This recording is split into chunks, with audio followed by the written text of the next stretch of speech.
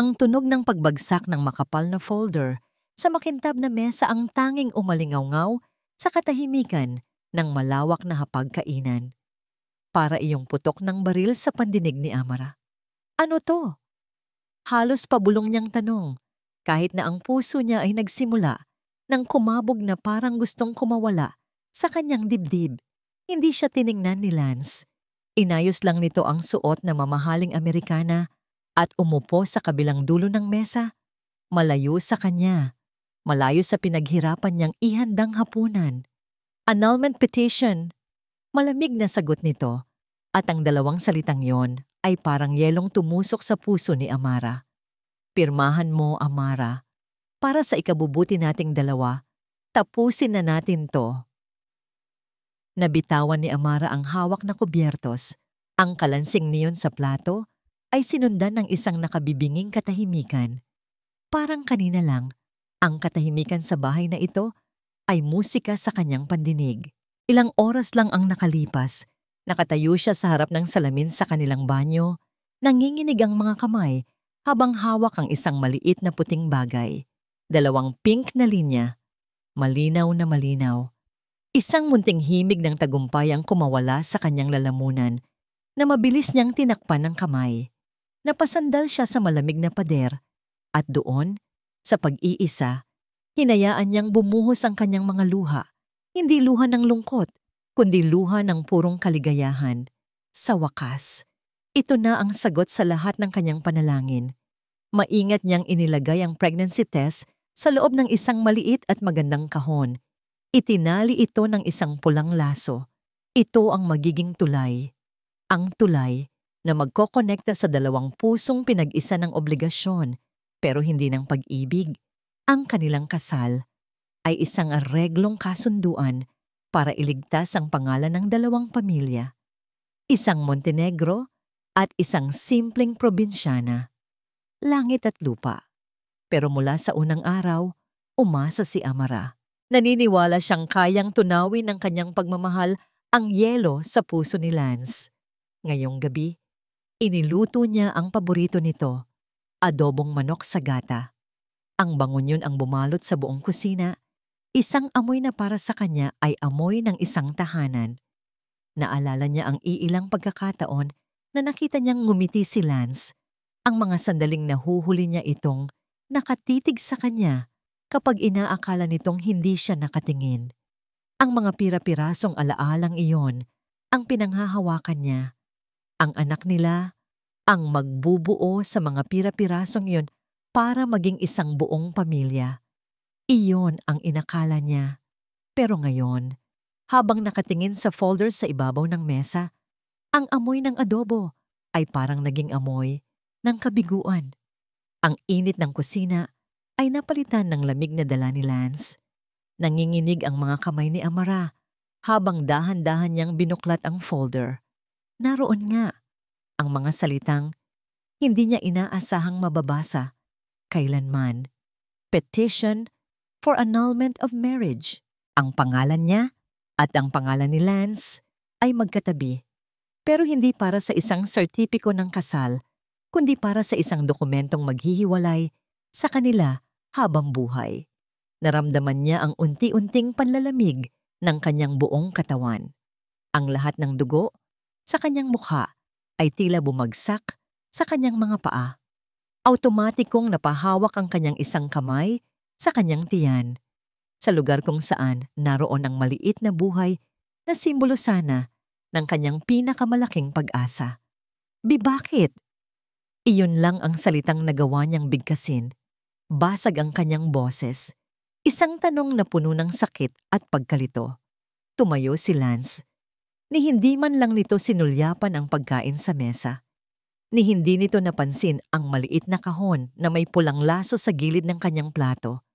Ang lahat ng nakikita nito ay ang daan palabas, palayo sa kanya.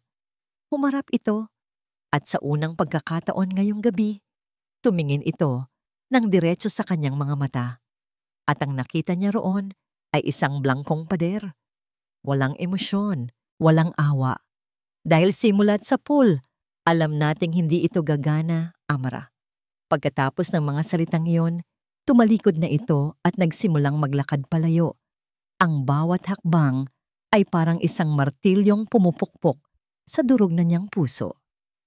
Naiwan si Amara, mag-isa sa malawak na hapagkainan, kasama ang niluto niyang hapunan na hindi na kailanman titikman, ang regalong hindi na kailanman bubuksan, at ang isang sikretong mamamatay na lang sa loob niya. Hindi na nag-aksaya ng panahon si Amara. Ang sakit ay nagbigay sa kanya ng hindi inaasahang lakas. Kung may isang bagay na siniguro ni Lance sa annulment petition nito, iyon ay ang katotohanang nag-iisa siya at hindi na niya kailangang umasa pa. Wala nang pag-asa. Ang salitang yon ay naging abo na sa labi niya. Ilang oras matapos niyang basahin ang mga nakasulat sa papeles, kinuha ni Amara ang maliit na pulang kahon. Hinaplos niya iyon ng matagal. Ang mga daliri niya ay nanginginig. Sa huli, sa halip na itapon, maingat niyang inilagay iyon sa kanyang maleta. Ito ang magsisilbing paalala na ang kanyang anak, ang Montenegro na anak, ay hindi bunga ng pag-ibig, kundi simbolo ng sakripisyo ng isang ina. Hindi niya pinirmahan ng papeles. Hindi niya kailangan ng pirma ni Lance para lisanin ang bahay na yon, lisanin ang pangalan nito, lisanin ang buhay na puno ng huwad na pag-asa. Kinabukasan, habang nasa trabaho pa si Lance, tahimik na lumabas si Amara sa napakalaking gate ng Montenegro Mansion. Hindi siya nagpaalam. Iniwan niya lang ang kanyang singsing sa ibabaw ng annulment petition, isang tahimik na pagtanggi sa lahat ng inaalok nito, kalayaan at pera. Hindi ko kailangan ang anumang bagay na galing sa iyo, Lance. Bulong niya sa sarili habang nakasakay sa bus pabalik sa probinsya. Una siyang umuwi sa kanila, pero ang mga chismis at usapan ng mga kapitbahay tungkol sa biglang paghihiwalay niya at ng mayamang Montenegro ay lalo lang nagdulot ng sakit sa kanyang mga magulang. Kaya't nagdesisyon siyang bumukod. Lumayo ng malayo. Napili niya ang isang maliit na bayan sa baybayin sa dulong bahagi ng Luzon, ang San Agustin, ang malawak, asul na karagatan, ang tanging saksi sa panibagong buhay na sinimulan niya. Nagtrabaho siya sa isang karinderya ni Aling Nena. Ang hirap ng pisikal na trabaho ay nagpapamanhid sa sakit ng kanyang puso. Sa mga araw na yon, tanging ang pagpalo ng baby bump niya ang nagpapaalala sa kanya na mayroon siyang kailangang ipagpatuloy. Isang araw, habang naghuhugas ng plato, naramdaman niya ang matinding sakit. Napakapit siya sa lababo at halos mawalan ng ulirat. "Amara, Diyos ko!" sigaw ni Aling Nena. Ang susunod na natatandaan niya ay ang matinding labor pains sa isang district hospital na malayo sa karangyaan ng Montenegro Medical Center. Ipinanganak niya ang kanyang anak. Ang pag-iyak ng sanggol ang tanging tunog na nagpahinto sa pag-ikot ng kanyang mundo. Ang lahat ng sakit, kalungkutan, at pagdududa ay nawala ng biglaan. Nang ilapag ng nurse sa dibdib niya ang isang maliit at malusog na sanggol na lalaki, napahagulgol si Amara. Hindi na siya umiyak nang dahil sa pag-ibig na nawala, kundi dahil sa pag-ibig na natagpuan. "Eli!" Bulong niya, ang kanyang tinig ay nanginginig. Pinangalanan niya ang anak na Elias, na ang ibig sabihin ay, "Ang aking Diyos ay Panginoon," bilang paalala na ang tanging lakas niya ay nagmumula sa itaas. Ang mukha ni Eli ay halos kapareho ni Lance. Ang kanyang mga mata, ang hugis ng kanyang labi. Sa una, nasasaktan si Amara sa tuwing nakikita niya ang anino ng ama sa anak. Pero hindi nagtagal, natutunan niyang tanggapin ito. Hindi niya kayang kamuhian ang isang bagay na nagdala ng pinakamalaking kaligayahan sa kanyang buhay. Doon sa San Agustin, si Amara ay naging ina muna, bago maging babae na nasaktan. Ipinagpatuloy niya ang kanyang simpleng buhay. Nagtayo siya ng isang maliit na beachside cafe na tinawag niyang pangarap ni Eli. Ang mga lokal ay naging kanyang pamilya. Tinulungan siya ni Aling Nena at ng iba pa na palakihin si Eli.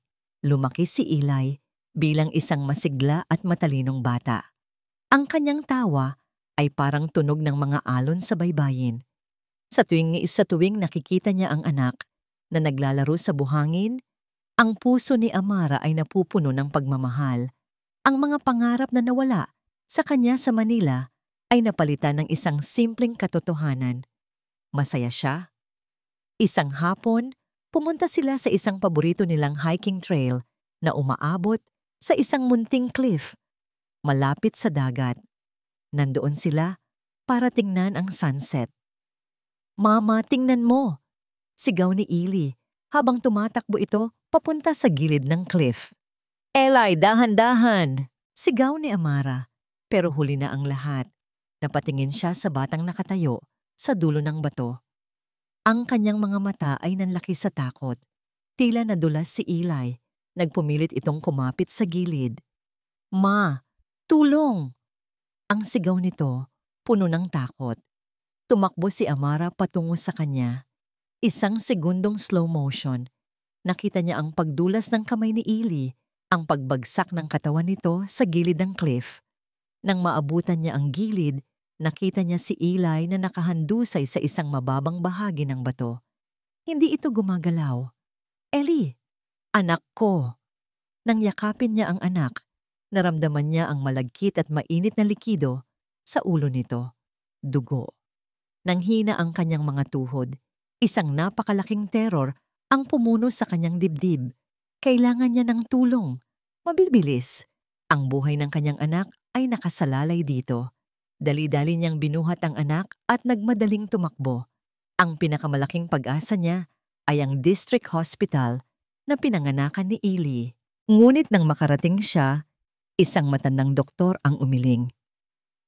"Miss Amara, iha, delikado ang sitwasyon ng anak mo. Kailangan niya ng neurosurgery. Kailangan niya ng mas malaking ospital, mas magagaling na specialists." Nagmamakaawa si Amara. Ang mga mata ay puno ng luha. Saan po? Saan ko po dadalhin ang anak ko?" Bumuntong hininga ang doktor. "May isa lang, iha. Mayroon lang isa sa buong rehiyon na kayang gumawa niyan. Ang Montenegro Medical Center." Nanlamig si Amara. Ang hawak niya sa anak ay humigpit. Ang pangalan, Montenegro. Hindi pwede. Handa siyang harapin ang lahat. Huwag lang ang lalaking yon. "Wala na po bang iba?" Muling umiling ang doktor. "Iha, maging praktikal ka. Ang Chief of Staff ng Montenegro ay isa sa pinakamahusay na neurosurgeon sa buong Asia. Ang pangalan niya..." Huminga siya ng malalim. Nagtataka kung bakit ang tadhana ay napakalupit. Ang pangalan niya, patuloy ng doktor, ay si Dr. Lance Montenegro. Ang amoy ng antiseptic at dugo ang sumalubong kay Amara sa emergency room ng district hospital. Bawat sulok ay abala. Puno ng daing at mabilis na mga yabag ng mga nurse. Pero para kay Amara, ang mundo niya ay huminto. Nakaupo siya sa isang malamig na upuang plastik sa labas ng isang maliit na kwarto. Ang kanyang damit ay may bahid pa rin ng dugo ni Eli. Ang bawat tibok ng orasan sa pader ay parang martilyo sa kanyang sentido. Bawat segundong lumilipas ay parang isang butil ng buhay na nawawala sa kanyang anak.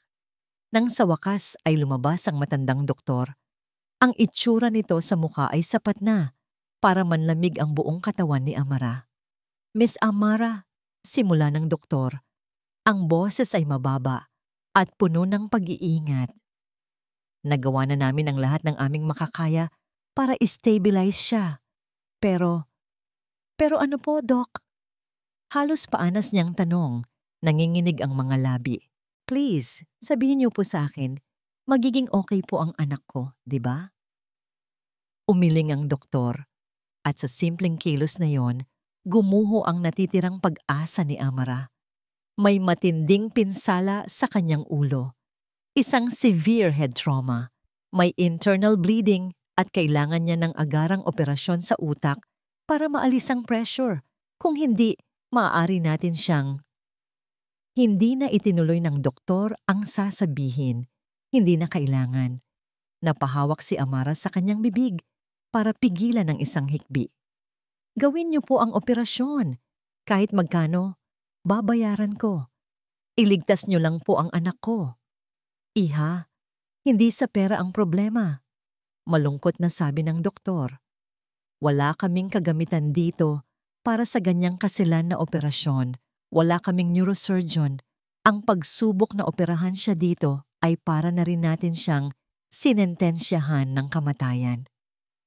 Ang bawat salita ay parang suntok sa sikmura ni Amara. Pakiramdam niya ay nauubusan siya ng hangin. Kung ganoon, ano pong gagawin natin? Saan po kami pupunta?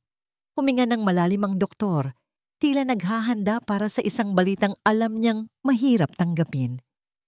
May isa lang na pagpipilian, ang pinakamalapit at pinakamagaling na ospital na kayang humawak sa kaso niya. Kailangan natin siyang ilipat sa Montenegro Medical Center sa Maynila. Ngayon din. Ang pangalang iyon, Montenegro. Para itong lason na gumapang sa kanyang sistema, pinamanhid ang kanyang mga paa at kamay. Para itong isang multo mula sa nakaraan na bigla na lang nagpakita para singilin siya. Ang lugar na tinakasan niya, ang pangalang isinumpa niya, ngayon ay ang tanging pag-asa niya. Wala na po bang iba? Nagmamakaawang tanong niya. Kahit saan, huwag lang doon. Kahit kaninong tulong, huwag lang galing sa kanila. Iha, ang buhay ng anak mo ang nakataya, mariing sabi ng doktor, at ang mga salita nito ay tumama sa kanya ng may bigat. Walang ibang ospital sa rehiyon na may state-of-the-art neurosurgery unit na tulad ng sa kanila. Bawat minuto ay mahalaga. Tumingin si Amara sa siwang ng pinto. Nakita niya ang kanyang maliit na anghel, ang kanyang si Ellie na nakahiga sa kama, napapalibutan ng mga aparatos. Ang dating maingay at masayahing bata ay ngayon namumutla at walang malay. Sa isang iglap, gumuho ang pader na itinayo niya sa paligid ng kanyang puso sa loob ng maraming taon. Ang kanyang pride, ang kanyang galit, ang sakit ng nakaraan. Lahat ng yon ay nawala ng halaga sa harap ng posibleng pagkawala ng kanyang anak. Ang pride ko, kayang-kaya kong lunukin. Pero ang buhay ng anak ko, hindi ko kayang isuko. Tumulo ang isang butil ng luha mula sa kanyang mata, isang luha ng pagsuko. Tumingin siya sa doktor. Ang kanyang mga mata ay puno ng determinasyon na ipinanganak mula sa matinding desperasyon. Sige po, doktor, sabi niya. Ang boses ay basag ngunit buo. Ihanda niyo po ang ambulansya. Dalhin niyo kami doon. Habang isinasakay si Eli sa ambulansya, sumakay si Amara sa tabi nito. Hinawakan niya ang maliit at malamig na kamay ng kanyang anak. Ang tunog ng sirena na umalingaw-ngaw sa kanilang pag-alis ay hindi lang tunog ng pag-asa. Ito rin ang tunog ng kanyang pagbabalik. Ang pagbabalik sa lungsod na nagbigay sa kanya ng pinakamatinding sakit at ang pagbabalik sa lalaking minsan niyang minahal ng buong puso. At ngayon ay kinamumuhian niya ng buong kaluluwa. The numbers are unacceptable. I want a full report on my desk by tomorrow morning. No excuses. Ang boses ni Dr. Lance Montenegro ay umalingaw-ngaw sa loob ng marangyang boardroom. Malamig. May awtoridad. Bawat salita ay may bigat na nagpapatahimik sa lahat ng department heads na nakaupo sa paligid ng mahabang mesa. Sa loob ng maraming taon, ito na ang kanyang mundo. Isang mundo ng mga numero, ng efficiency, ng mga desisyon na kailangang gawin ng walang puwang para sa emosyon. Ginawa niyang perpekto ang sining ng pagiging isang pinuno. Isang brilliant na neurosurgeon at isang walang awang CEO ng pinakamalaking ospital sa bansa. Ngunit sa likod ng lahat ng iyon, sa likod ng mamahaling salamin at mga branded na damit, ay isang kaluluwang pagod. Sa gabi, kapag mag-isa na lang siya sa kanyang penthouse na tanaw ang buong syudad, ang katahimikan ay nagiging isang kaaway. Doon, bumabalik ang multo ng isang babaeng may malambing na ngiti at mga matang puno ng pag-asa. Ang multo ni Amara. Biglang bumukas ang pinto ng boardroom. Isang nurse na hingal ang pumasok. Dr. Montenegro, Sir, pasensya na po sa abala, pero may code blue po sa R. Multiple trauma, pediatric patient, critical. Lahat ng nasa kwarto ay napatingin kay Lance. Hindi siya natinag. Bakit ako ang tinatawag ninyo? Nasaan ang Chief of R? Sir, galing po sa isang district hospital. Humihingi po ng tulong ang doktor doon. Sabi po niya, kailangan daw po ng agarang neurosurgery. Kayo lang po daw ang... Hindi na niya pinatapos ang nurse. Mabilis na tumayo si Lance. Ang imahe ng isang batang nasa kritikal na kondisyon ay sapat na para itabi ang lahat. I-cancel ang lahat ng appointments ko. Utos niya sa kanyang sekretarya bago nagmamadaling lumabas ng kwarto. Ang kanyang mahahabang hakbang ay umalingaw-ngaw sa makintab na sahig ng ospital. Ang mga empleyadong nakakasalubong niya ay gumigilid para magbigay daan. Habang papalapit siya sa emergency room, papalakas ng papalakas ang pamilyar na kaguluhan. Ang tunog ng mga monitor, ang sigaw ng mga doktor, ang iyak ng mga pasyente. Pagpasok niya sa ER, agad niyang hinanap ang sentro ng komosyon. Nakita niya ang isang stretcher na dinudumog ng mga residente. Anong status? Tanong niya. Ang boses ay kalmado ngunit may diin. Severe head trauma, sir. May GCS of 6. Papunta na po for CT scan. Sagot ng isang batang doktor, halatang kinakabahan. Pero hindi sa pasyente unang napako ang tingin ni Lance. Sa gilid ng stretcher, nakatayo ang isang babae. Ang kanyang damit ay gusot at may bahid ng dugo. Ang kanyang buhok ay magulo. Ang kanyang mukha ay basang-basa ng luha. Parang huminto ang mundo ni Lance. Ang hangin ay tila nawala sa kanyang mga baga. Ang ingay ng air ay biglang naglaho, napalitan ng isang nakabibinging katahimikan sa loob ng kanyang isipan. Ang babaeng iyon, pagkatapos ng lahat ng mga taon. Amara? Ang pangalan ay hindi lumabas sa kanyang bibig, ngunit sumigaw yon sa loob ng kanyang isipan. Ang multo ng kanyang kahapon ay hindi na isang alaala. Ito'y totoo. Nakatayo sa harapan niya. Nag-angat ng tingin si Amara at ang kanilang mga mata ay nagtagpo. Nakita ni Lance sa mga mata nito ang lahat ng sakit na idinulot niya. Ang galit, ang pagkamuhi, ang pait na naipon sa loob ng maraming taon. Walang bakas ng dating babaeng minahal niya, ang babaeng puno ng pag-asa at pagmamahal. Biglang naputol ang kanilang pagtititigan nang may umubo ang isang doktor sa tabi niya. Sir, ang pasyente. Doon lang napilit ni Lance na ibaling ang kanyang tingin sa batang nakahiga sa stretcher. At sa sandaling iyon, ang sakit na naramdaman niya kanina ay wala sa kalingkingan ng kutsilyong biglang tumarak sa kanyang puso. Ang mukha ng bata, ang hugis ng kanyang ilong, ang kanyang mga labi, at ang kanyang mga mata. Kahit nakapikit ang mga ito, alam na alam ni Lance ang hugis ng mga iyon. Ito ay ang sarili niyang mukha na nakikita niya sa salamin tuwing umaga. Isang mas bata, mas inosenteng bersyon. Nanginginig ang kamay ni Lance nang abutin niya ang chart mula sa nurse. Pangalan, Elias Eli Reyes. Edad, 5 taong gulang, 5 taon. Ang matematika ay simple, mabilis, at brutal. Tama ang lahat. Napatingin siyang muli kay Amara at pagkatapos ay sa bata. Anak ko. Ang dalawang salitang iyon ay sumabog sa kanyang isipan na parang isang bomba. Isang matinding determinasyon ang biglang pumalit sa pagkabigla. Hindi ito ang oras para sa pagsisisi.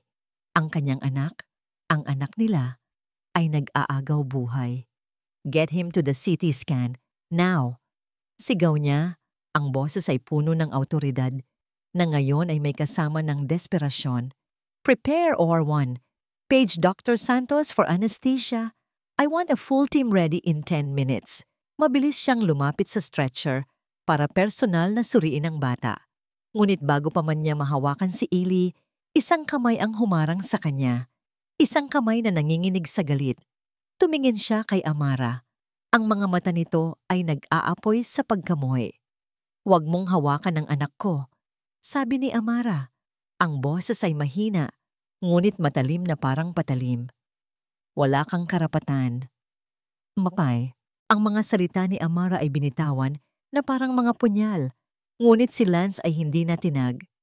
Sa halip, isang pamilyar na sakit ang gumuhit sa kanyang mga mata. Isang sakit na mabilis niyang itinago sa likod ng isang maskara ng profesionalismo. "Wala na tayong oras para dito, Amara," sabi niya. Ang boses ay matatag, ngunit may pakiusap. "Hindi!" Giit ni Amara, ang kanyang katawan ay nakaharang sa pagitan ni Lance at ni Illy. "Hindi ikaw! Humanap ka ng ibang doktor. Kahit sino, huwag lang ikaw." Humakbang si Lance palapit. Ang kanyang mga mata ay hindi bumibitiw sa mga mata ni Amara. "Ako ang pinakamagaling dito, Amara. Alam mo yan. Bawat segundong sinasayang natin, inilalapit mo siya sa panganib." Ang katotohanan sa mga salita niya ay parang sampal. Oo, alam niya. Alam ng buong bansa. Kaya nga siya kinamumuhian ng marami, pero hinahangaan din. Dahil sa operating room, si Lance Montenegro ay hindi nagkakamali. "Kamuhian mo ako hanggat gusto mo, Amara. Tanggap ko." Halos pabulong niyang sabi, at sa isang iglap, nakita ni Amara ang lalaking minsan niyang minahal, ang lalaking marunong masaktan. "Pero parang awa mo na. Hayaan mo akong iligtas ang anak natin." Ang salitang natin ay tumago sa puso ni Amara. Anak natin. Isang katotohanang hindi niya kayang itanggi. Lalo na't ang ebidensya ay nakahiga sa stretcher, nag-aagaw buhay. Bago pa man siya makasagot, ang mga nurse at residente ay mabilis nang itinulak ang stretcher papunta sa elevator. Naiwan siyang nakatayo doon, nanginginig at talunan. Ang galit niya, gaano man kalaki, ay walang kapangyarihan sa loob ng ospital na ito. Ito ang kaharian ni Lance. At siya, isang dayuhan lamang. Dahan-dahan siyang napaupo sa sahig sa malamig na hallway. Ang kanyang lakas ay biglang naubos. Isinandal niya ang kanyang ulo sa pader at ipinikit ang kanyang mga mata. Ang tanging nakikita niya ay ang pulang ilaw sa itaas ng pinto ng operating room na umilaw. Nagsimula na. Ang lalaking dumurog sa kanyang puso ay siya ring lalaking may hawak ngayon sa buhay ng kanyang anak. Isang malupit na kabalintunaan. Ang mga kamay na nag-abot sa kanya ng annulment petition ay siya ring mga kamay na humahawak ngayon ng scalpel para operahan ang utak ng pinakamamahal niya. Napahagulhol siya nang walang tunog. Ang kanyang mga balikat ay nayayanig sa bawat hikbi. Nagdasal siya. Nagdasal siya sa Diyos na sana'y maging matatag ang mga kamay ni Lance. Nagdasal siyang sana'y maging matalas ang isip nito. Sa kauna-unahang pagkakataon, sa loob ng 5 taon, ipinagdasal niya si Lance Montenegro. "Miss?" Isang malumanay na boses ang pumutol sa kanyang pag-iisa. Nag-angat siya ng tingin at nakita ang isang lalaking nakauniporme ng doktor, may hawak na 2 tasa ng kape. Ang mukha nito ay mabait at puno ng pag-aalala. "Heto, magkape ka muna," sabi nito. Iniabot sa kanya ang isang tasa. "Ako si Miguel. Kaibigan ako ni Lance." Tinitigan lang ni Amara ang tasa, nag-aalangan. Umupo si Miguel sa sahig, hindi kalayuan sa kanya. "Huwag kang mag-alala. Magaling si Lance. Siya ang pinakamagaling. Kung may isang taong kayang iligtas ang anak mo, siya yon." Hindi sumagot si Amara. Ano ang sasabihin niya? Na kinamumuhian niya ang pinakamagaling na yon? Ang mga oras ay tila mga taon. Bawat minuto ay isang paghihirap. Si Miguel ay nanatili sa kanyang tabi. Tahimik lang, isang presensyang hindi nang hihimasok pero nagbibigay ng kaunting kapanatagan. Hanggang sa namatay ang pulang ilaw, biglang napatayo si Amara. Ang puso niya ay tumitibok sa kanyang lalamunan. Bumukas ang pinto ng OR. Lumabas si Lance. Tinanggal niya ang kanyang surgical mask. Ang kanyang mukha ay pagod. May mga butil ng pawis sa kanyang noo, ngunit ang kanyang mga mata ay nakatutok lamang kay Amara. Isang matinding kalmado ang bumalot sa kanya. Hindi ito ang malamig na tingin ng isang CEO, kundi ang pagod na tingin ng isang doktor na kalalabas lang mula sa isang matinding laban. Naglakad siya palapit sa kanya. Bawat hakbang ay mabigat. Huminto siya sa harapan ni Amara at sa loob ng ilang segundo, walang nagsalita. Tanging ang kanilang mga mata ang nag-usap, isang pag-uusap na puno ng 5 taon ng sakit, galit at mga tanong na walang sagot. The operation was a success, sabi ni Lance. Ang boses ay pagod ngunit malinaw. We removed the clot. He's stable now. He's going to be okay. Sa pagkarinig ng mga salitang iyon, ang mga tuhod ni Amara ay tuluyan ng bumigay. Ngunit bago pa man siya bumagsak, mabilis siyang nasalo ng mga braso ni Miguel. Umiyak siya. Sa wakas, isang iyak ng matinding pasasalamat at ginhawa.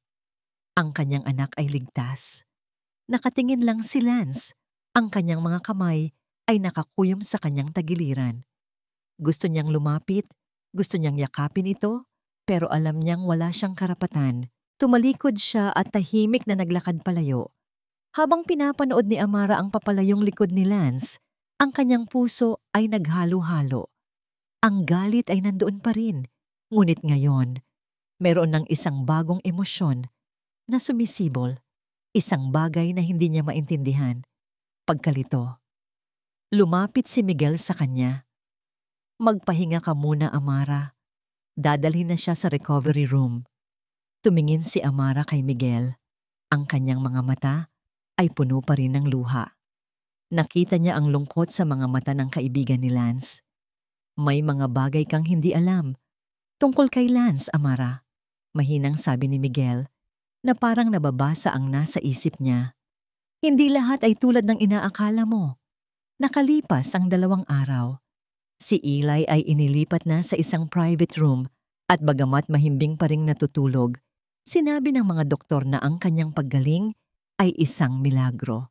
Bawat oras, bumubuti ang kanyang vital signs. Si Amara ay hindi umalis sa kanyang tabi. Sa isang upuan sa gilid ng kama, binantayan niya ang bawat paghinga ng kanyang anak. Ang galit niya kay Lance ay pansamantalang napalitan ng isang malaking utang na loob na hindi niya alam kung paano babayaran.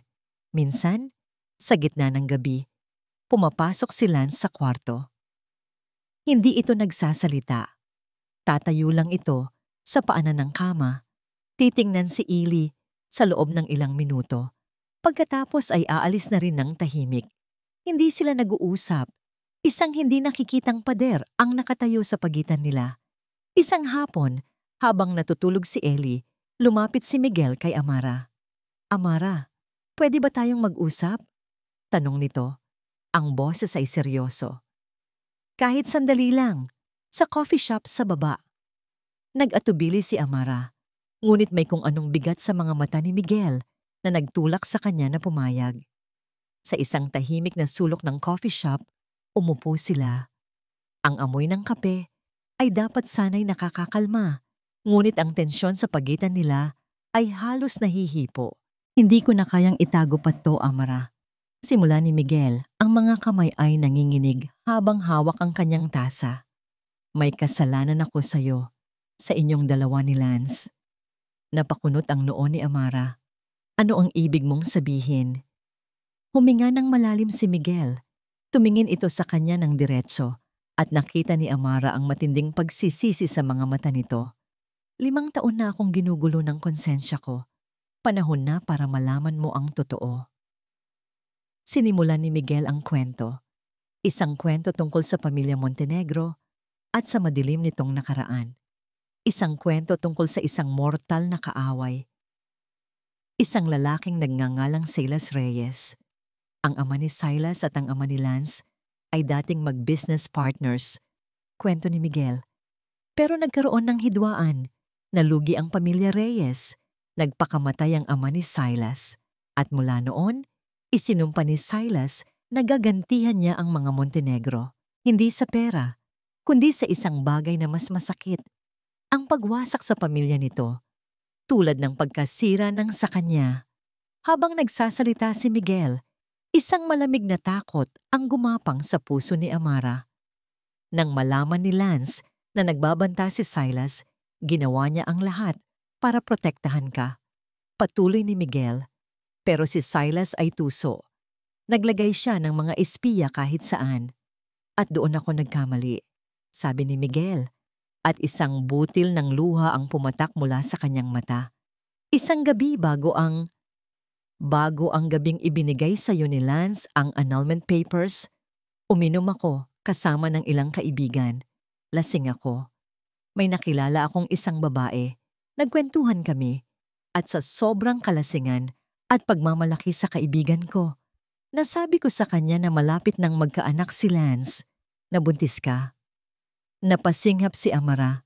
Napahawak sa kanyang bibig. Ang babae ay tauhan ni Silas. Kinaumagahan, nakatanggap si Lance ng isang sobre. Pagpapatuloy ni Miguel, basag na ang boses. Walang sulat, isang litrato lang. Isang litrato mo nakuha mula sa malayo habang papasok ka sa isang klinik. At sa likod, may isang sulat kamay. Isang anak para sa isang ama.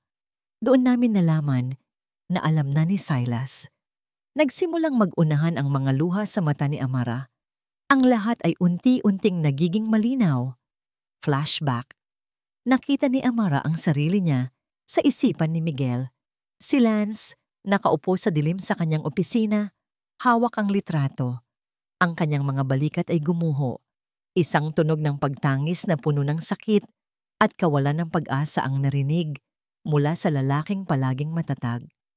Anong gagawin ko, Miguel? Tanong ni Lance. Ang boses ay puno ng takot. Kaya kong harapin si Silas. Pero si Amara, ang anak namin, hindi. Hindi ko sila kayang isugal. Kailangan nating sabihin sa kanya, sagot ni Miguel. Para ano? Sigaw ni Lance. Para matakot siya habang buhay? Para hindi siya makatulog sa gabi? Para sa bawat paglabas niya, iisipin niyang may nakasunod sa kanya? Hindi ko kayang iparanas sa kanya yon. Tumayo si Lance, ang kanyang mukha ay nababalot ng isang nakakatakot na desisyon. Kailangan niyang kamuhian ako, sabi nito. Ang bawat salita ay tila isang parusa sa sarili. Kailangan niyang lumayo sa akin. Kailangan niyang isipin na wala akong pakialam sa kanya.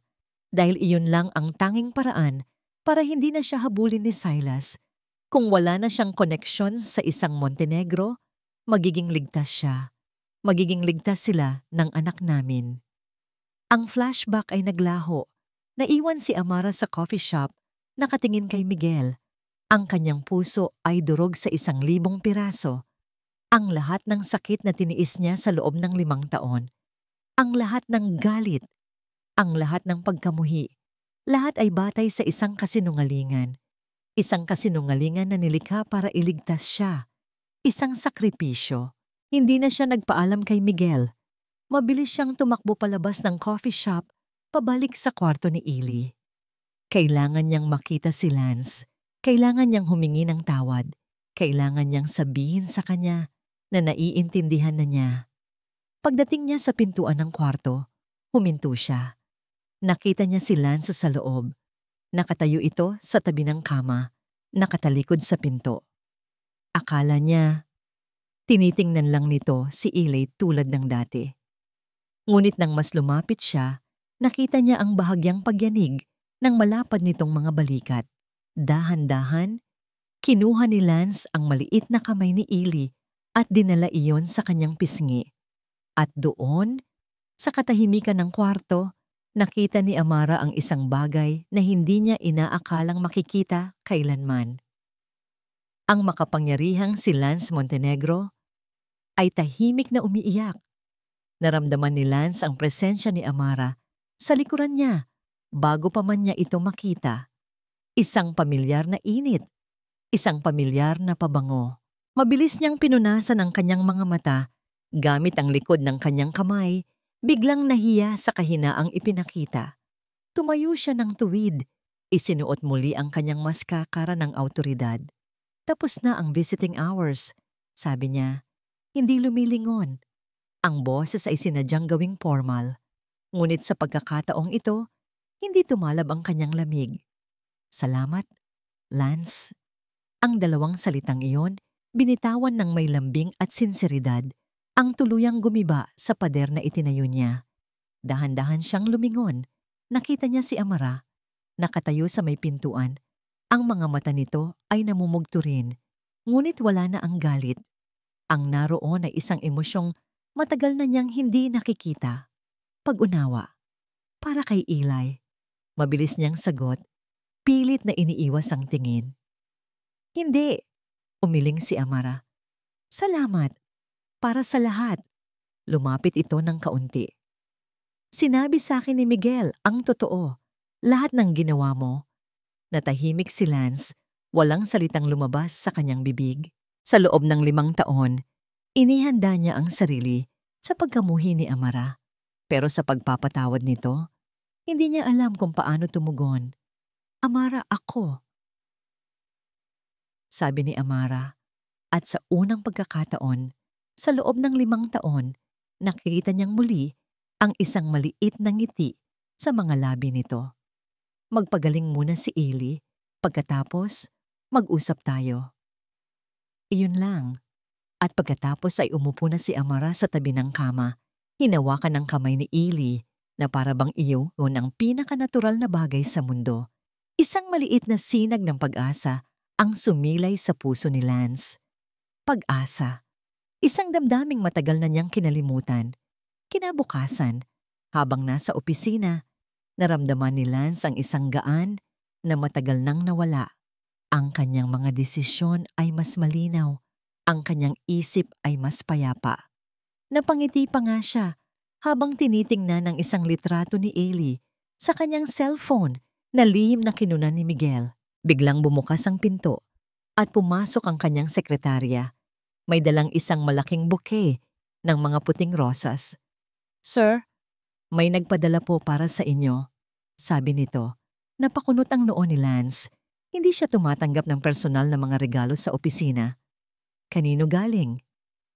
Wala pong pangalan, sir. May card lang po. Iniabot sa kanya ang bouquet. Magaganda ang mga bulaklak, ngunit may kung anong kakaiba sa mga ito. Napaka-perpekto, napakalamig. Kinuha niya ang maliit na sobre. Binuksan niya ito. Sa loob ay isang simpleng puting card.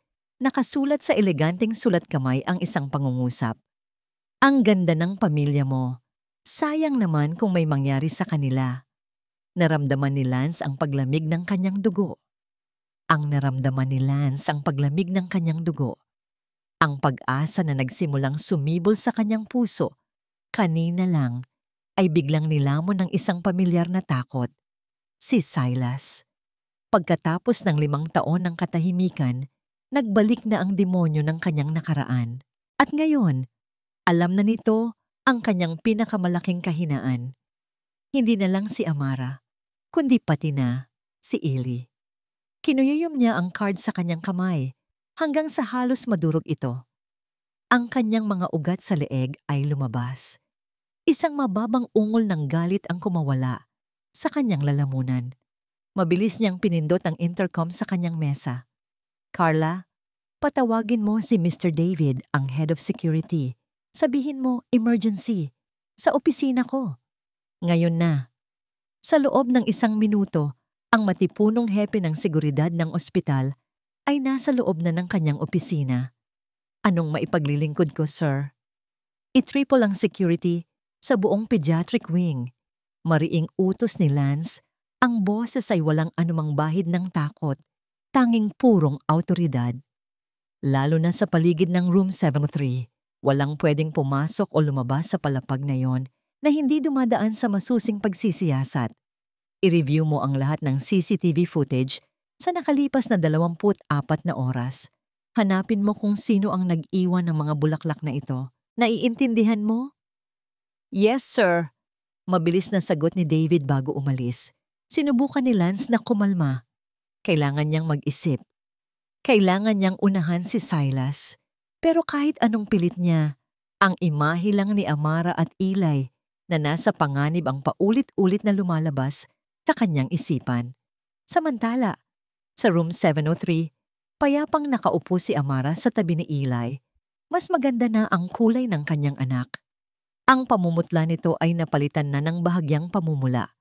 Hinaplos niya ang buhok nito. Isang maliit na ngiti ang sumilay sa kanyang mga labi. Sa wakas, pagkatapos ng napakatagal na panahon, nakaramdam siya ng kapayapaan. Biglang bumukas ang pinto. Pumasok ang isang nurse na hindi pamilyar sa kanya. Payat ito at may suot na salamin at ang kilos ay mabilis at epesyente. Oras na po para sa gamot ni Eli, ma'am. Sabi ng hindi pamilyar na nurse, ang boses ay manipis at walang emosyon. Tumango si Amara. Nasanay na sa rutina ng ospital. Ngunit may kung anong hindi tama.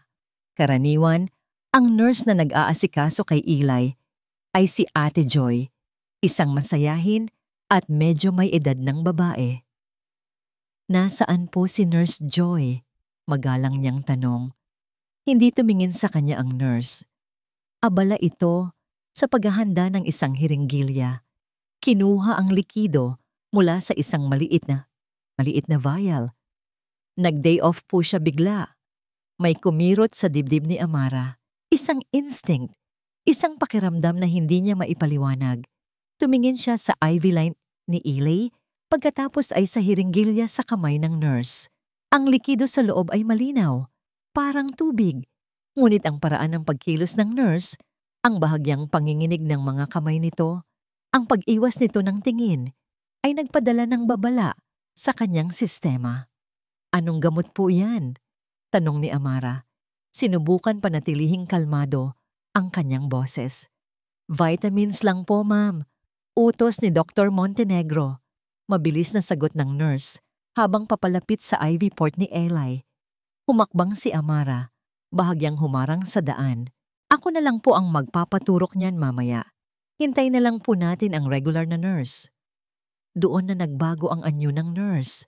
Ang blangkong ekspresyon ay napalitan ng inis. Ma'am, kailangan na po itong maibigay ngayon. Sinabi ko nang hindi, mariing sabi ni Amara. At sa pagkakataong yon, ang kanyang boses ay meron ng diin. Ang instinct ng isang ina na protektahan ang kanyang anak ay mas malakas kaysa anumang takot. Tumingin sa kanya ang nurse at sa isang iglap nawala ang pagkukunwari.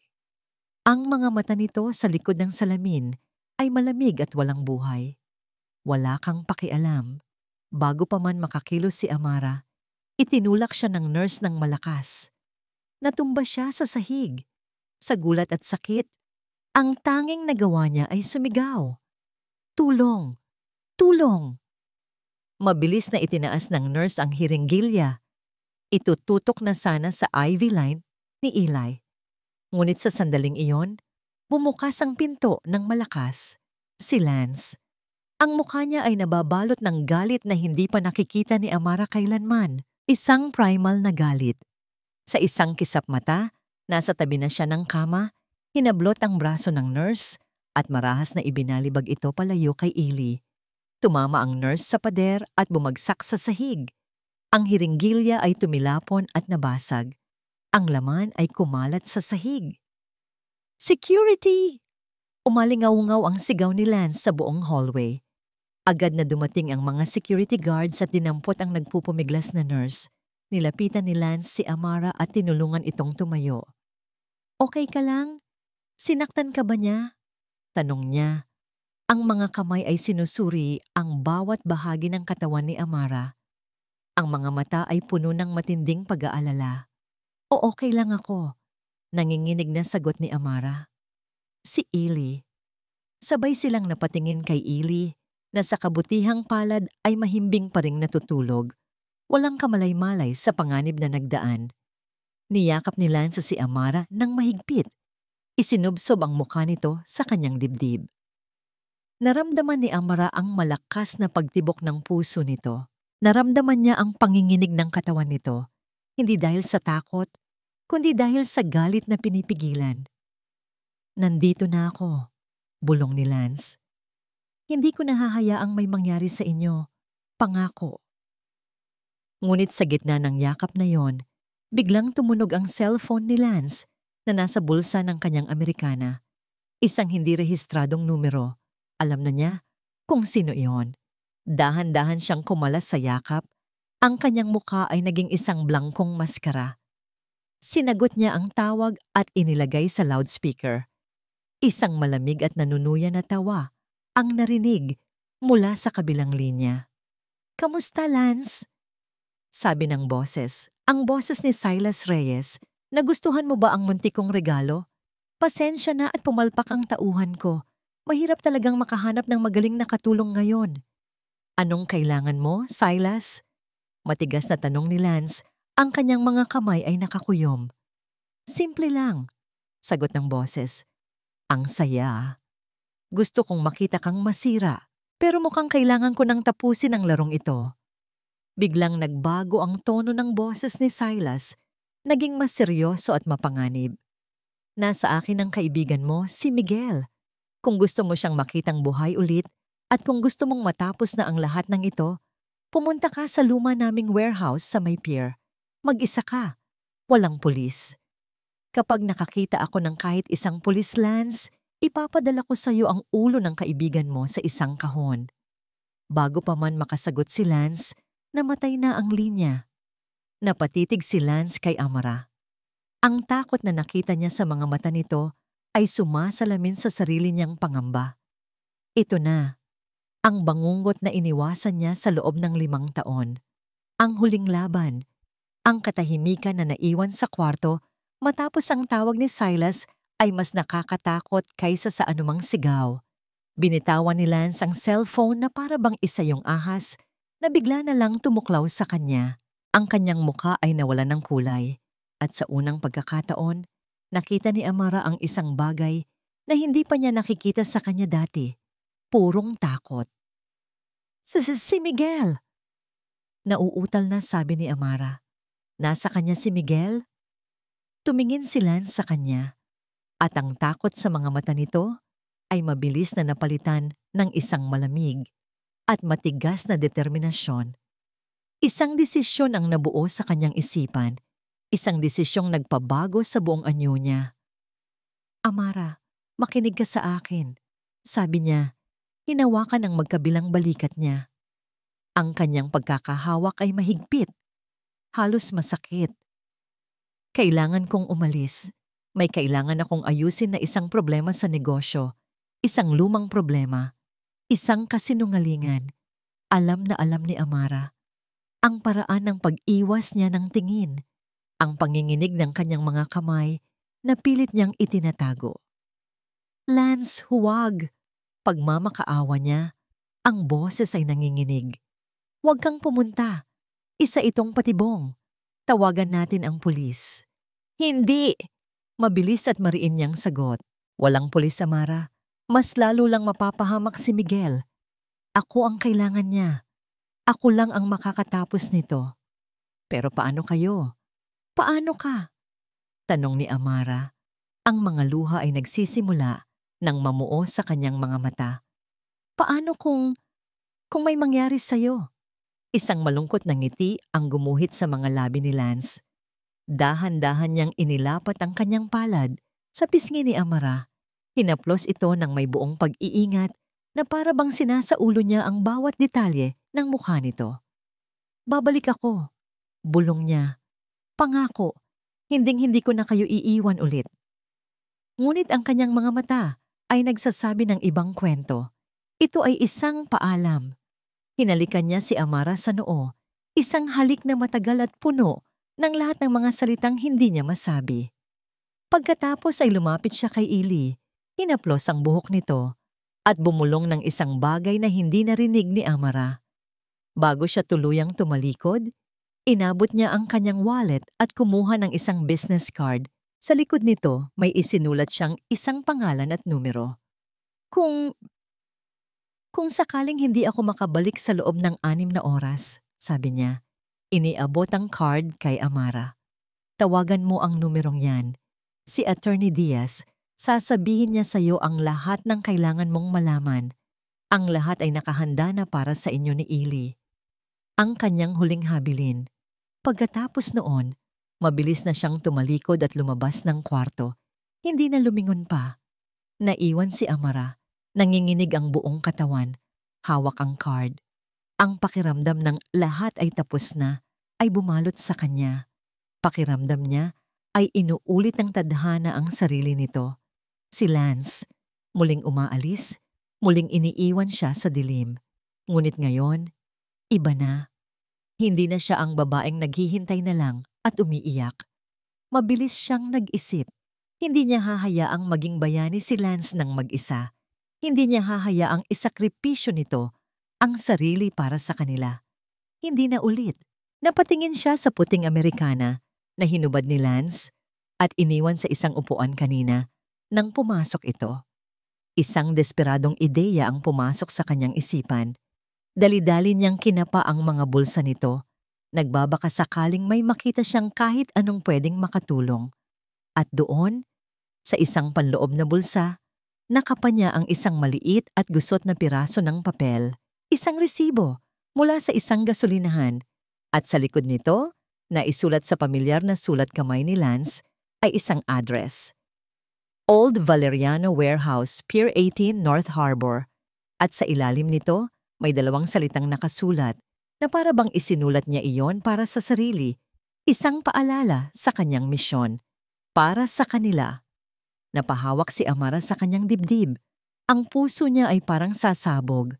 Ito na yon. Ang lugar kung saan niya haharapin ang demonyo. Tumingin siya kay Eli na mahimbing na natutulog. Hinalikan niya ito sa noo. Babalik si Mama, anak. Babalik kami ni Papa mo. Pangako. Tumawag siya sa security. Ibinilin si Eli at sinabing huwag hahayaang may pumasok sa kwarto maliban sa mga doktor na kilala na nila. Pagkatapos, kinuha niya ang kanyang cellphone. 2 tawag ang ginawa niya. Ang una, sa pulis. Ibinigay niya ang address. Sinabing may hostage situation. Ngunit nagmakaawang huwag muna silang gumawa ng kahit anong hakbang hanggat wala siyang hudyat. Ang pangalawa, kay Miguel. O sa cellphone ni Miguel na alam niyang hawak ngayon ni Silas. Nang may sumagot, hindi siya nagsalita. Hinayaan lang niyang bukas ang linya at maingat na inilagay ang cellphone sa loob ng kanyang bulsa. Tinitiyak na ang mikropono ay hindi natatakpan. Isang live feed. Isang paraan para marinig ng pulis ang lahat ng mangyayari. Pagkatapos, tumakbo siya. Tumakbo siya palabas ng ospital, palabas ng kaharian ni Lance, patungo sa isang laban na hindi niya alam kung paano ipapanalo.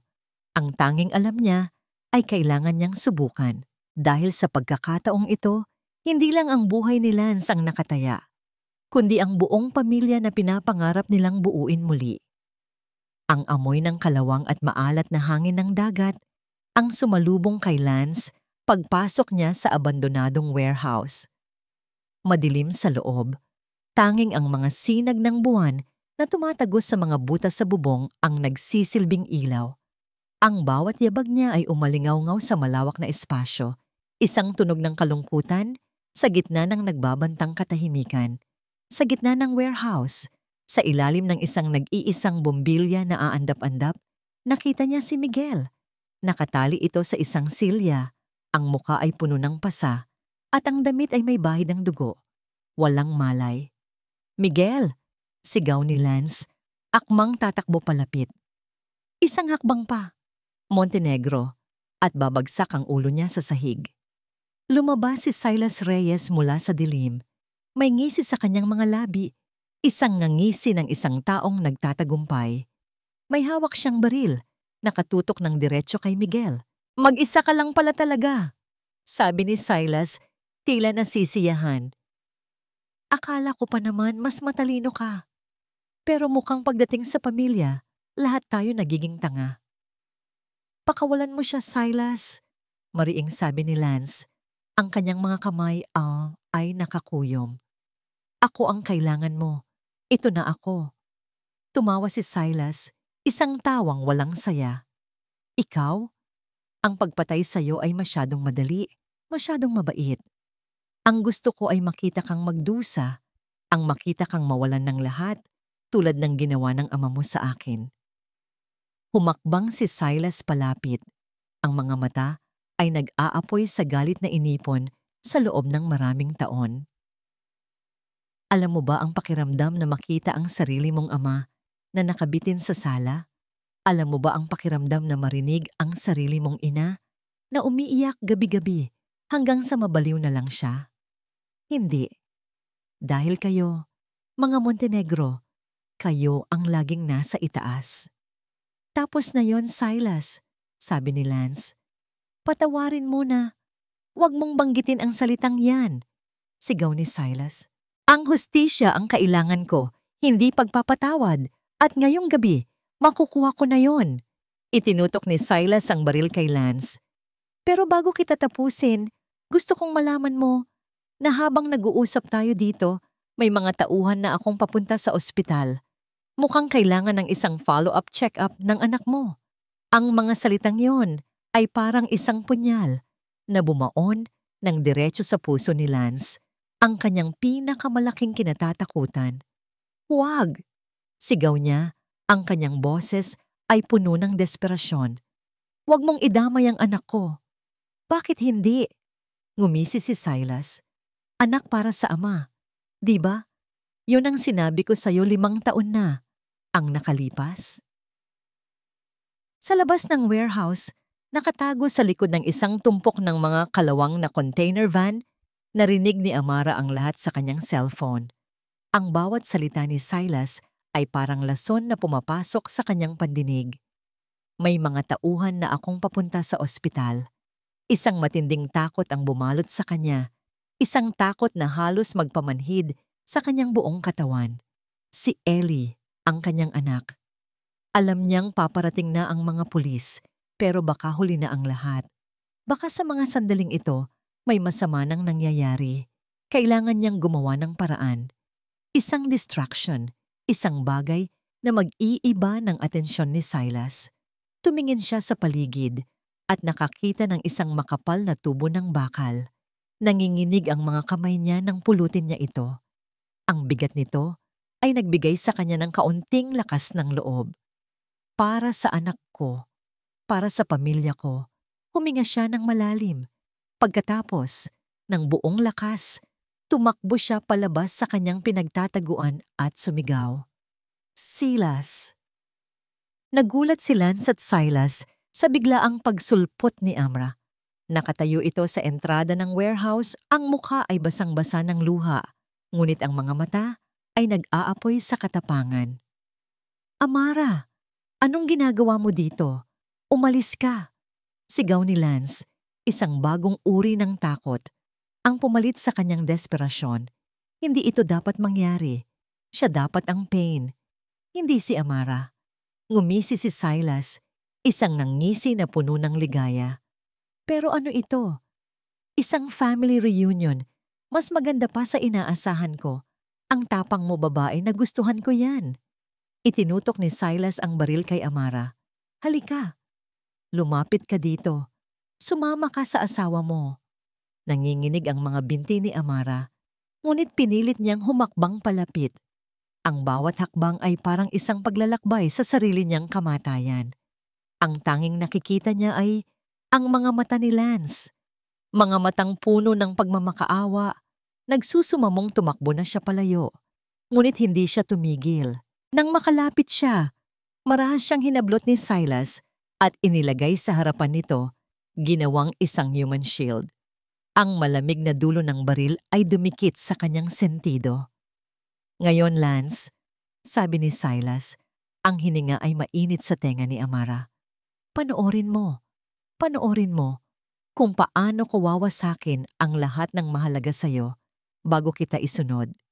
Sa sandaling iyon, isang ingay ang narinig mula sa likuran. Isang tauhan ni Silas ang biglang pumasok. Hingal na hingal. Boss, may mga pulis, papalapit na sila. Isang mura ang kumawala sa bibig ni Silas. Ang kanyang plano ay nasira. Paanong napatingin siya sa cellphone sa bulsa ni Amara na bahagyang nakausli. Naunawaan niya ang lahat. Traidor kang babae ka! Ang saya sa mukha ni Silas ay napalitan ng purong galit. Wala na siyang oras. Itinulak niya si Amara palayo, patumba sa sahig. Pagkatapos, sa isang mabilis at walang awang kilos, itinutok niya ang baril hindi kay Lance, kundi sa direksyon kung saan nakaupo ang walang malay na si Miguel. Kung hindi ko kayo makukuha, isasama ko ang kaibigan mo. Sigaw niya. Huwag! Isang malakas na putok ng baril ang umalingaw-ngaw sa buong warehouse, kasabay ng tunog ng mga sirena ng pulis na papalapit na ng papalapit. Lahat ay nangyari sa loob ng isang iglap. Isang slow motion ng trahedya. Nakita ni Amara ang pagputok ng baril. Nakita niya ang pagtakbo ni Lance. Nakita niya itong hinarang ang sariling katawan sa harap ni Miguel. Nakita niya ang biglaang pagtilamsik ng dugo mula sa dibdib ni Lance. Ang katawan ni Lance ay nanghina at dahan-dahan itong bumagsak sa sahig. Isang mahinang tunog lang ang narinig. Lance. Ang pangalan ay isang pakiusap. Isang bulong na puno ng sakit mula sa mga labi ni Amara. Kasabay noon, ang mga pulis ay pumasok na sa warehouse, sumisigaw. Pulis! Ibaba ang armas! Nataranta si Silas. Muli niyang itinutok ang baril, pero huli na ang lahat. Isa pang putok ang narinig, galing sa mga pulis. Tinamaan si Silas sa balikat at bumagsak ito, sumisigaw sa sakit. Ngunit wala nang pakialam si Amara sa kanya. Ang kanyang buong mundo ay nakatuon lamang sa isang taong nakahandusay sa sahig. Gumapang siya palapit kay Lance. Ang kanyang mga luha ay humahalo sa alikabok at dugo. Inangat niya ang ulo nito at inilagay sa kanyang kandungan. Ang dibdib ni Lance ay basang-basa ng dugo. Ang kanyang paghinga ay mababaw at hirap. Lance! Umiiyak na, sabi ni Amara. Bakit mo ginawa yon? Bakit? Ngumiti si Lance, isang ngangiting pilit at puno ng sakit. Dahan-dahan niyang inangat ang kanyang kamay, nanginginig, at hinaplos ang pisngi ni Amara. Ang kanyang mga daliri ay nag-iwan ng marka ng sarili niyang dugo. Dahil yon ang ginagawa.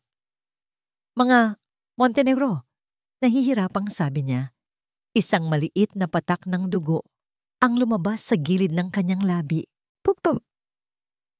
Protektahan ang pamilya. Nandito na ang tulong, Lance. Huwag kang bibitaw. Parang awa mo na. Pagmamakaawa ni Amara, tumingin si Lance sa kanyang mga mata, isang tingin na puno ng pagmamahal na sa wakas ay hindi na niya itinatago. I love you, Amara, kayo, ni Eli. Ang kanyang mga mata ay unti-unting pumaningkit, nawawalan ng liwanag. Mahal na mahal ko kayo. At pagkatapos ng mga huling salitang yon, ang kanyang kamay na nakahawak sa pisngi ni Amara ay bumagsak. Ipinikit niya ang kanyang mga mata. Isang nakabibinging sigaw ng pagtanggi at sakit ang kumawala mula sa lalamunan ni Amara. Isang sigaw na umalingaw-ngaw sa buong warehouse mas malakas pa kaysa sa tunog ng mga sirena. Ang puti. Iyon ang unang napansin ni Amara. Ang puti ng mga pader. Ang puti ng kumot, ang puti ng uniforme ng mga nurse na mabilis na gumagalaw. Ang lahat ay puti, malinis at walang emosyon. Isang malaking kabalintunaan sa kaguluhan at duming bumabalot sa kanyang puso. Nakalipas ang isang linggo mula ng gabing iyon sa warehouse. Isang linggo ng walang katapusang paghihintay sa labas ng ICU. Ang bala ay tumama, malapit sa puso ni Lance. Nag-agaw buhay siya sa operating table sa loob ng 10 oras. Ang pinakamagagaling na doktor sa Montenegro Medical Center, mga taong sinanay niya, mga taong pinamunuan niya, ang siyang nagtulong-tulong para iligtas ang buhay ng kanilang boss. Nakaligtas siya, ngunit ang kanyang katawan, bagamat malakas, ay sumuko sa tindi ng pinsala. Pumasok siya sa isang malalim na koma. Inilipat siya sa isang private suite, isang kwartong napapalibutan ng pinakabagong mga medical machine. Ang mga ito ay walang tigil na umuugong, isang paalala na ang buhay ni Lance ay nakadepende na lamang sa teknolohiya. Si Amara ay hindi umalis sa kanyang tabi. Doon na siya natutulog, sa isang maliit na sofa sa gilid. Doon na rin siya kumakain kapag naaalala niya. Ang kanyang buong mundo ay umikot na lamang sa loob ng 4 na sulok ng kwartong iyon. Gising na Lance. Bulong niya isang hapon habang pinupunasan ng maligamgam na bimpo ang braso nito. Kailangan ka namin ni Eli. Kinuwento niya rito ang lahat. Ang paggising ni Miguel na nagtamo lang ng mga pasa, ang pag-aresto kay Silas at sa mga tauhan nito, at ang pinakamahalaga sa lahat, ang tungkol kay Eli. Gising na siya, Lance. Sabi niya, habang ang mga luha ay muling dumadaloy sa kanyang mga pisngi. Nagkamalay na siya kahapon. Ang una niyang hinanap ay ikaw. Ang sabi niya, nasaan po si Papa? Isang matinding kirot ang naramdaman niya sa kanyang puso. Hindi ko alam ang isasagot ko sa kanya. Kaya parang, awa mo na. Bumangon ka na dyan. Hinawakan niya ang kamay ni Lance. Malamig. Walang buhay. Isinubsob niya ang kanyang mukha dito at umiyak ng umiyak. Isang iyak na puno ng pagsisisi. Bakit hindi niya nalaman kaagad? Bakit hinayaan niyang kainin siya ng galit sa loob ng maraming taon? Kung sana. Isang araw, dinala ni Miguel si Ellie sa kwarto. Gamit ang isang wheelchair, maingat na itinulak ni Miguel ang bata, palapit sa kama ng ama nito. Papa? Mahinang tanong ni Ellie. Ang mga mata ay puno ng pagkalito. Bakit po natutulog si Papa? Lumuhod si Amara sa tabi ng wheelchair. Pagod lang si Papa, anak. Marami siyang ginawa para iligtas tayo. Kailangan niya lang magpahinga. Kinuha ni Ellie ang isang papel mula sa kanyang kandungan. Isa iyong drawing. Isang drawing ng 3 stick figures na magkakahawak kamay sa ilalim ng isang malaking araw. Para kay Papa, sabi nito. Maingat na kinuha ni Amara ang drawing at inilapag sa dibdib ni Lance. Ayan, Lance, sabi ni Amara. Ang boses ay nanginginig. Pamilya tayo. Naghihintay kami sa'yo. Sa mga sumunod na araw, iyon ang naging routine nila. Sa umaga, kinakausap niya si Lance. Sa hapon, dumarating si Eli para magkwento tungkol sa kanyang araw sa hospital playroom. Sa gabi, binabasahan niya si Lance ng mga libro. Tinanggap niya ang lahat. Ang sakripisyo, ang kasinungalingan, ang sakit. At sa pagtanggap na yon, dumating ang pagpapatawad. At sa pagpapatawad, dumating ang isang pagmamahal na mas malalim at mas matatag kaysa dati. Isang gabi, habang nakaupo siya sa kanyang upuan, nakatulog siya dala ng matinding pagod. Ang kanyang ulo ay nakasandal sa gilid ng kama, ang kanyang kamay ay nakahawak pa rin sa kamay ni Lance. Sa kanyang panaginip, nakita niya si Lance, nakangiti, malusog, masaya, mahal kita. Sabi nito sa panaginip. Mahal din kita, sagot niya. Bigla siyang nagising. Naramdaman niya ang isang kakaibang pakiramdam. Isang bahagyang pagpisil. Tumingin siya sa kanilang mga kamay. Guni-guni lang ba niya iyon? Pero hindi. Nakita niya ito. Malinaw na malinaw. Ang isang daliri ni Lance ay bahagyang gumalaw. Ang bahagyang paggalaw ng daliri ni Lance ay naging isang malaking apoy ng pag-asa sa puso ni Amara. Mabilis niyang tinawag ang mga doktor at nurse. Sa loob ng ilang minuto, ang tahimik na kwarto ay napuno ng mga taong abala. Sinusuri ang bawat senyales ng pagbabago. Sa gitna ng lahat ng iyon, hindi binitawan ni Amara ang kamay ni Lance. Lance, naririnig mo ba ako? Paulit-ulit niyang bulong. Kung naririnig mo ako, pisilin mo ang kamay ko. Parang awa mo na. At pagkatapos ng ilang sandali na tila isang kawalang hanggan, naramdaman niya ito. Isang mahinang pagpisil. Mahina, Ngunit sapat na. Napahagulhol si Amara sa saya. Ang mga doktor ay ngumiti. Ang milagrong hinihintay nila ay nagsisimula ng maganap. Sa loob ng sumunod na linggo, unti-unting nagbalik si Lance. Una, ang paggalaw ng kanyang mga kamay at paa. Sumunod, ang pagmulat ng kanyang mga mata. At isang umaga, habang si Amara ay nagkukwento tungkol sa plano nilang mamasyal sa dalampasigan ng San Agustin kasama si Ili, narinig niya ang isang boses. Mahina, paos.